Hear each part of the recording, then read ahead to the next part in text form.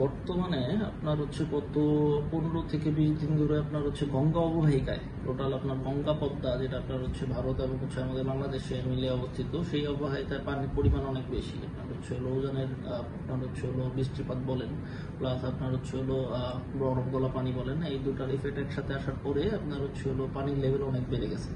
তো আপনার বর্তমানে আমাদের রাজশাহী অঞ্চলে বোয়ালিয়া পয়েন্টে আপনার পানির লেভেল হচ্ছে 17.43, আর আমার ডেঞ্জার লেভেল হচ্ছে 18.05, যেটা আপনার হচ্ছে আমরা সতর্কতা লেভেল বিবেচনা করি হচ্ছে ডেঞ্জার লেভেল থেকে 1 মিটার নিচে, অর্থাৎ 17.05 থেকে আমরা সতর্কতা লেভেল বিবেচনা করি। সেই হিসাবে সতর্কতা লেভেল থেকে আপনার হচ্ছে 0.35 মিটার উপরে আছে আমাদের বর্তমান পানির লেভেল, আর হচ্ছে ডেঞ্জার লেভেল থেকে 0.6 মিটার নিচে।